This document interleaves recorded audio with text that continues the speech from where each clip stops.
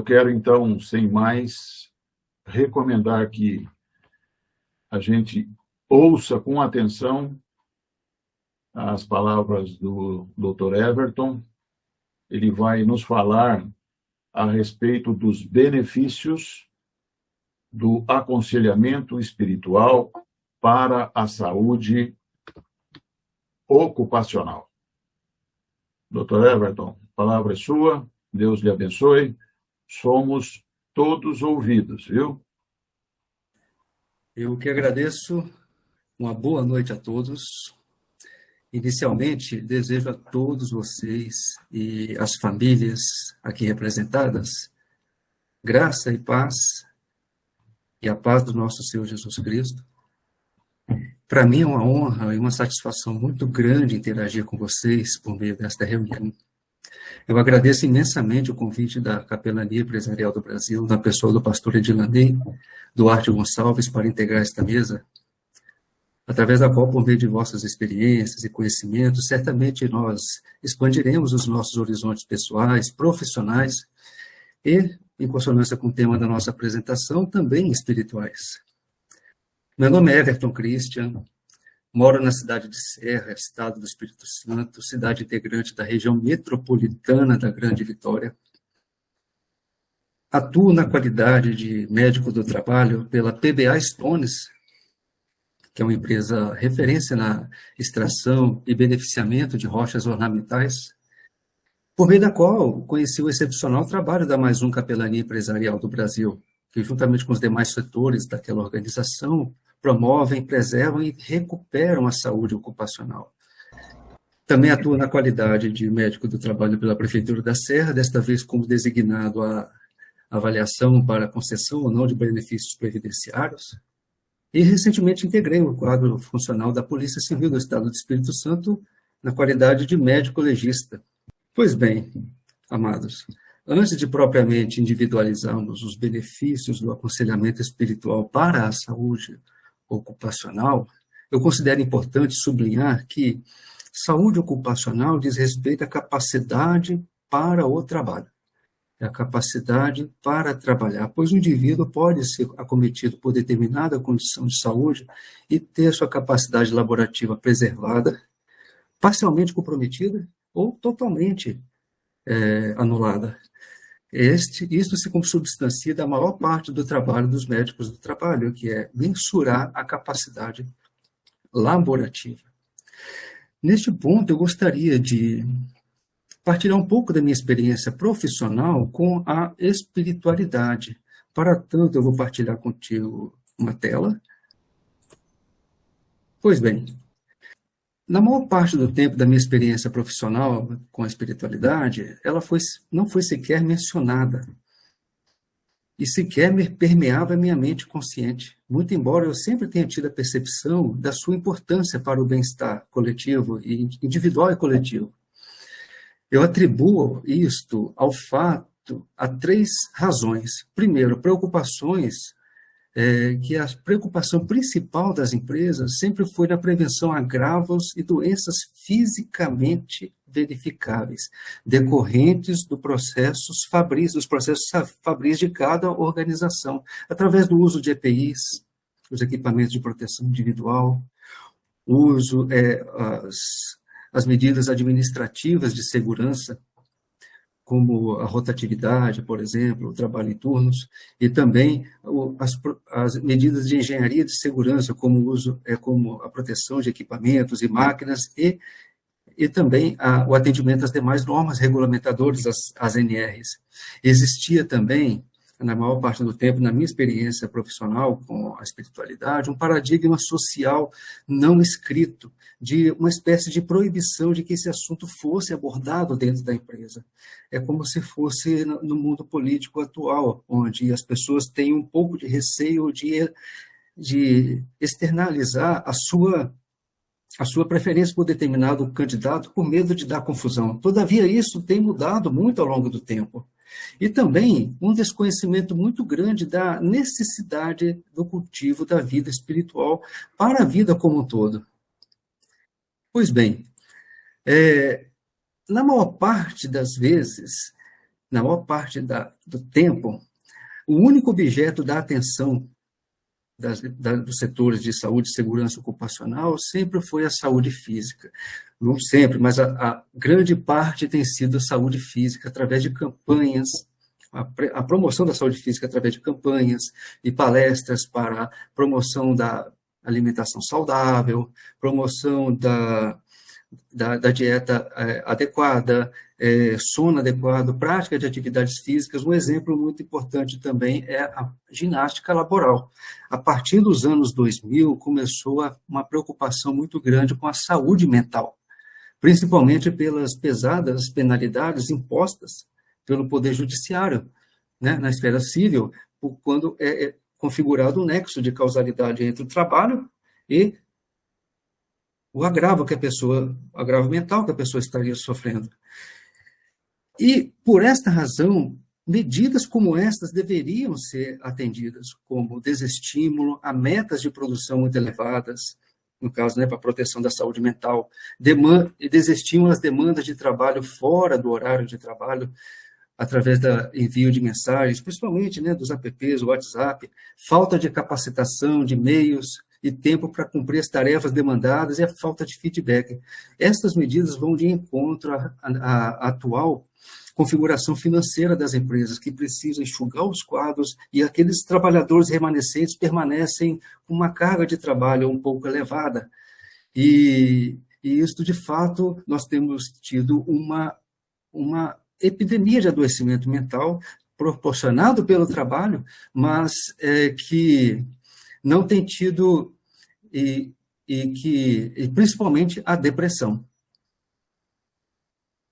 Agora, os indivíduos atuais, em particular aqueles que trabalham, estão enfrentando uma situação atual inédita. É a crise de identidade, crise de desamparo e de ansiedades existenciais, potencializadas no mundo do trabalho pela ameaça de desemprego, insuficiência financeira, insegurança, confusão pelo excessivo acesso às informações. Hoje nós temos um acesso a informações de forma superficial e em grande quantidade. Eu lembro que antes, né, nós comprávamos um jornal e saboreávamos a leitura dele, um artigo, e não havia outras informações a serem visualizadas. Atualmente é diferente, na palma da mão você tem um mundo de informações, e na verdade isso tem um efeito deletério na nossa mente, causando uma espécie de confusão, e também a redução da sociabilidade pela excessiva dedicação ao trabalho e a energia despendida no trabalho. Nós diminuímos a nossa sociabilidade com a comunidade, com a família, com os amigos. E a redução do tamanho das famílias. Com famílias menores, nós temos, portanto, menor sociabilidade, aquele amparo social, familiar, primário, que são das famílias. Pois bem, eu entendo que os presentes têm muito mais propriedade que eu para definir e até conceituar a espiritualidade. Mas, se me permitirem, eu entendo a espiritualidade como convicções de natureza não material, direcionadas à percepção de que há mais no viver do que pode ser percebido pelos nossos 5 sentidos, a visão, a audição, o olfato, o paladar e o tato, ou plenamente compreendido pela nossa mente racional, pela lógica. Ela se refere à experiência de contato com algo que transcende as realidades da vida normal, fazendo com que o indivíduo experimente uma força interior que supera as suas próprias capacidades. Nós entendemos isso como a nossa crença no divino Deus, que nos traz esse efeito. Agora, todavia, nós não precisamos entender exatamente como ela funciona para que traga os benefícios. Da mesma forma que nós não precisamos entender como os buscadores de internet nos trazem resultados a respeito de quase tudo a partir da inserção de poucos dados. Ou como é possível nós conversarmos por meio de uma tela de computador, por meio dos nossos dispositivos eletrônicos. Da mesma forma que nós não precisamos entender isso para desfrutar dos benefícios, nós não precisamos entender como funciona a espiritualidade, para que nós e aqueles que nós atendemos possam preservar, recuperar e melhorar a sua saúde, inclusive melhorar o ambiente comunitário no qual ele se insere.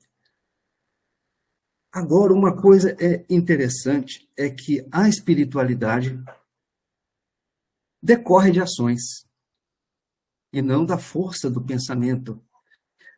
Porque as ações, elas têm a propriedade de inserir uma espécie de programa no HD humano, um aplicativo no nosso smartphone, da nossa mente, que nos impele a atribuir sentido e propósito à nossa vida, à nossa existência. As ações pautadas por integridade, ética, gratidão, paciência, honestidade, bom humor, caráter e justiça têm essa propriedade. Mas por que nós temos que praticar ações? Qual o motivo que me levou a raciocinar desta forma? Justamente porque todos nós somos regidos por este mecanismo que tem este fluxo. O pensamento gera sentimento e o sentimento gera o impulso. São eventos automáticos, ocorrem independentemente de nossa vontade. E esse mecanismo foi importante pela preservação da raça humana lá nos primórdios da humanidade, quando vivíamos sob os perigos da natureza. Quando o homem via um animal perigoso, por exemplo, ele tinha logo um pensamento de que aquele animal poderia o machucar, e logo ele tinha um sentimento de medo, que o fazia ter um impulso para correr ou lutar contra aquele animal. Todavia, nós não vivemos mais expostos aos perigos da vida selvagem, mas esse mecanismo permanece preservado em nós. É por esta razão que quando nós somos abordados de forma agressiva por alguém gritando com a gente, por exemplo, principalmente em público, nós temos um impulso de responder no mesmo tom. Ou quando alguém nos conta uma notícia triste, nós encolhemos os ombros, ficamos quietos, ou somos impelidos a chorar, ou escolher um lugar para ficar quietos, sozinhos. Este mecanismo não termina no impulso. O objetivo dele é produzir uma ação. E essa ação pode ser condizente com o impulso, ou pode ser racionalmente escolhida. Nós só temos controle das nossas ações e não desse mecanismo. Quando nós agimos por impulso, nós alimentamos o pensamento, mantendo o ciclo. Se nós agimos pelo impulso, o nosso pensamento vai ser preservado da mesma forma que os sentimentos e os impulsos serão preservados. Eu gosto de dar um exemplo nesse aspecto, quando as pessoas normalmente prometem que no final de ano vão frequentar a academia ou fazer uma atividade física. Passa as festas de final de ano, a pessoa acorda à tarde e já promete que no dia seguinte vai começar. No dia seguinte ela promete que vai começar na segunda-feira. Chega a segunda-feira, ela fala que vai começar depois do carnaval. Aí passa-se o ano inteiro, chega o final do ano seguinte, agora 3 quilos mais pesado, ele promete de novo. E começa o ciclo novamente. Que quando a pessoa recebe a menção, quando ela ouve a informação de que ela precisa fazer atividades físicas, ela tem um pensamento de cansaço, de fadiga, de levantar peso, que logo planta um sentimento de desânimo, e que logo leva a um impulso para não ir à academia, não fazer uma ação, ou pode ser uma ação ou inação, ou sentar no sofá, né, comer um biscoito, ou fazer outra coisa, dormir. E, por sua vez, essa ação vai fazer com que esse pensamento preserve-se, mantendo o ciclo. Todavia, se ele praticar uma ação diferente, ao contrário daquilo que o impulso dele mandou, ele, por exemplo, né, fazer atividade física de fato, não planejar, mas sim fazer, um novo pensamento planta-se na cabeça dele. Um pensamento de que ele se superou, um pensamento de que ele está tendo cuidado com a própria saúde, que está fazendo bem tanto para ele quanto para os que o cercam, e que, por sua vez, vai gerar um sentimento de alegria, um sentimento positivo, que vai gerar impulso para ele voltar a fazer atividades físicas, criando um novo ciclo, criando uma nova pessoa, um novo ser. Essas ações que nós estamos falando aqui nesta apresentação são as ações que são pautadas pelos valores como a gratidão, a honestidade, a integridade, o bom humor, o caráter, a verdade e a paz.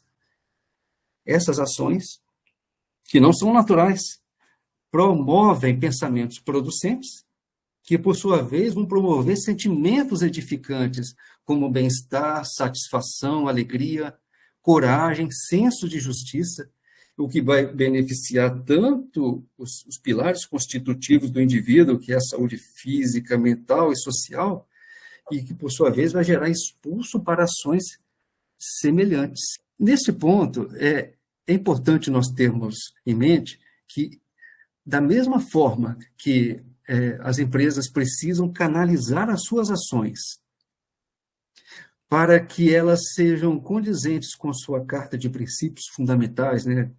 Missão, visão e valores, para que a existência desta empresa tenha sentido e propósito, nós, indivíduos, também precisamos direcionar as nossas ações segundo valores elevados para que a nossa existência também tenha sentido e propósito.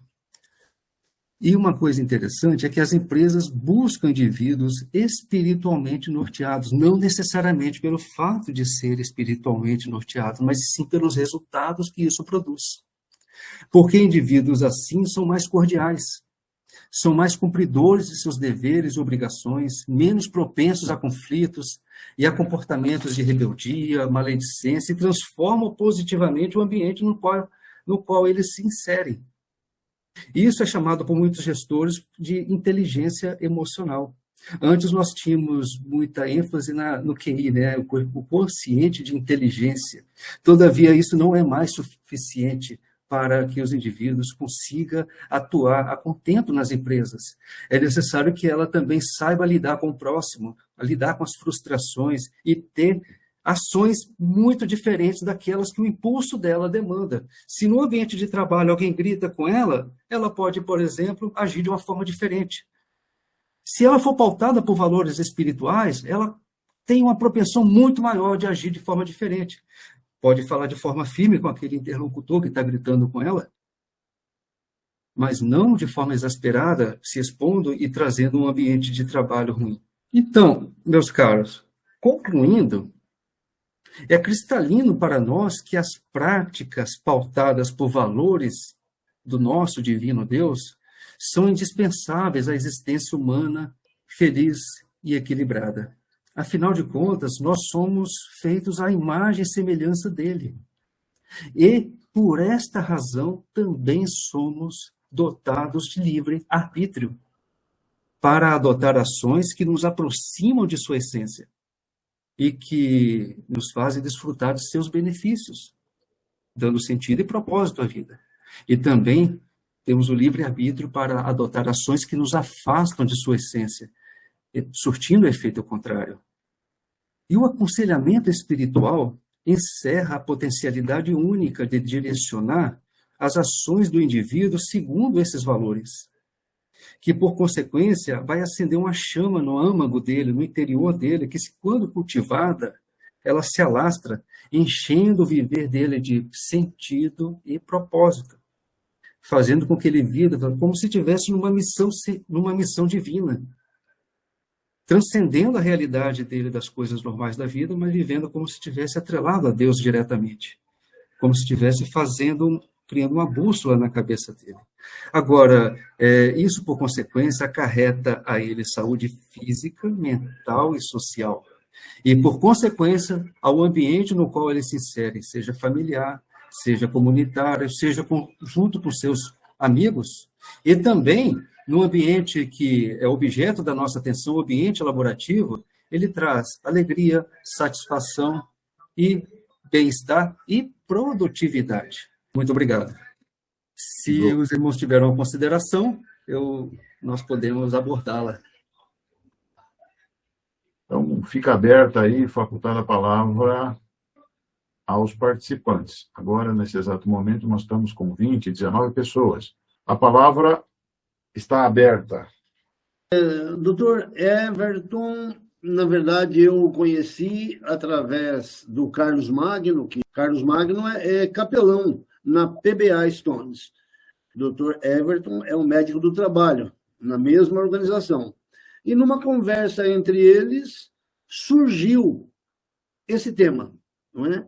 Doutor Everton teria perguntado a Carlos, puxa, o que é que vocês fazem? Enfim, eu gostaria de ouvi-lo a respeito disso, doutor Everton. O que o senhor percebeu nos seus pacientes ali, trabalhadores na PBA, que tivesse lhe dado esse insight, né? Como é que você chegou a essa conclusão de que a capelania empresarial é boa ali naquele ambiente? Obrigado pela pergunta, pastor Edilanei. Os trabalhadores atendidos pelos capelães da Capelania Empresarial do Brasil são muito gratos porque eles têm uma espécie de direcionamento e acalma, assim, entre aspas, né? Nós sabemos que não acalma o coração, mas acalma a mente da pessoa, a ansiedade é reduzida, e todos aqueles com quem eu tive o contato a esse respeito, e em particular a gestão, sempre informou que eles têm sempre tido um retorno positivo pelo fato do aconselhamento ter sido assim, cirúrgico. Não surte um efeito imediato, mas a longo prazo eles vão tendo um benefício que eles não imaginavam que teriam, principalmente pela forma calma, tranquila de se abordar assuntos muito difíceis, que nós temos hoje muitas dificuldades no mundo do trabalho, e isso tudo, de fato, faz com que extrapole as necessidades que eles têm, e essas necessidades perpassam pela necessidade espiritual. É algo que nós não tínhamos muita noção da sua necessidade, mas hoje ela mais do que nunca se torna essencial. É um momento decisivo para isto, porque eu lembro até, pastor, de uma mensagem que o senhor mandou de uma pessoa dizendo que é o momento dos crentes no local de trabalho, porque eles justamente trazem uma percepção que vai além das coisas materiais. E no nosso ambiente de trabalho, de fato, nós temos tido uma avaliação muito positiva da atividade da capelania empresarial do Brasil. Pastor Paul. Não podem ver meu rosto, mas podem ver, olhar a minha voz, não é certo? Certo. Podem me escutar? Sim. Muito bom. Dr. Everton, veo que a postura, o entendimento do ser humano é em parte da escola de psicologia conductiva, não? O círculo vicioso, ações, etc. Está bom. Eu valoro muito essa forma de pensar, porque não rouba o livre albedrío da pessoa. Isso é muito importante. Mas estava pensando, você estava dizendo que nossos valores podem determinar nossos atos e esses trocam ou cambiam nossos pensamentos e sentimentos, certo? Mas todas as pessoas vivem segundo sus valores. Mas não todas as pessoas dizem ter os valores que estão vivendo. Com muita gente tem uma contradição, diz que seus valores são isto, mas suas atuações são outras. Então, seus valores reais não são o que dizem.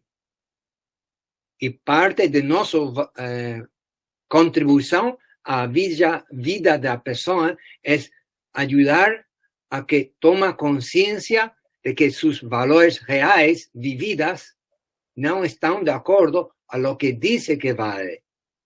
Porque a lista que você pusiste, confidencialidade, honestidade, zero conflito, etc., todo mundo crê isto é bom, mas não todo mundo atua assim. Que pode dar a relação com Cristo para que os valores pronunciados sejam iguais a los valores vividos. Eso es parte de la contribución de la capellanía. Una percepción mía. Eu compreendi o que é Paul, né? Paul Amstrus. Paul, eu compreendi o que ele nos informou, e de fato nós temos que os valores das pessoas muitas vezes estão dissociados, aliás, as práticas estão dissociadas muitas vezes dos valores delas. Ou então, as práticas estão dissociadas do discurso. Dizem algo e fazem outra coisa. E o trabalho da Mais Um Capelania Empresarial do Brasil, que na minha experiência profissional é inédito. Eu não tinha visto algo assim antes de apregoar a palavra de Deus dentro do ambiente. E eu acredito também que os capelães tenham cuidado também de separar práticas religiosas da espiritualidade, de forma a não ferir valores que talvez, porventura, a pessoa tem. Às vezes ela tem outras práticas, né, espirituais e religiosas, mas existem valores que são universais, e todos eles são condizentes com aqueles valores do nosso Deus, apregoados por Jesus Cristo: a paciência, a longanimidade, a perseverança, a fé, a confiança. São valores universais, atemporais, que, se cultivados, de fato, transformam o ser do indivíduo, mas transformam através dos seus pensamentos, molda o seu jeito de pensar, e que, por sua vez, o seu sentimento vai ser um sentimento frutífero, um sentimento bom. Afinal de contas, como nós nos entendemos no mundo depende do nosso sentimento. Sentimentos tristes nos deixam para baixo, sentimentos felizes nos deixam para cima, só para resumir num exemplo. Então, práticas e boas ações, pautadas por valores espirituais, promovem sentimentos e dão razão para a pessoa viver com alegria, paz e harmonia consigo mesmo e com os demais, principalmente com a sua família, que é a base de sustentação. Paul. Sí, muchas gracias, doctor Everton. Estou muito de acordo também com o que você diz. Estava pensando se as pessoas que são crentes realmente vivem seus valores universais melhor que a outra gente, mas se não vivem melhor, não vai convencer aos não crentes a ser-se crente. ¿No? Ese es un problema que tenemos acá en Paraguay también. Esa es una dificultad que todos tenemos. Mas creo que nuestra relación, nuestra conexión con Dios mismo nos da una fuerza adicional que hace posible vivir esos valores del reino. De acuerdo. Con eso termino. Gracias. Agradeço ao Dr. Everton de maneira especial, né? Agradeço pela amizade que nós constituímos. Enfim, Deus é bom e permite coisas como essa.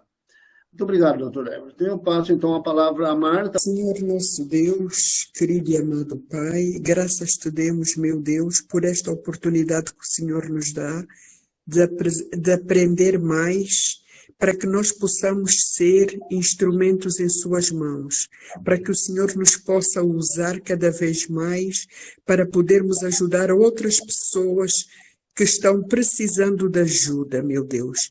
Então, meu Pai, obrigada, meu Deus, pela palavra, obrigada.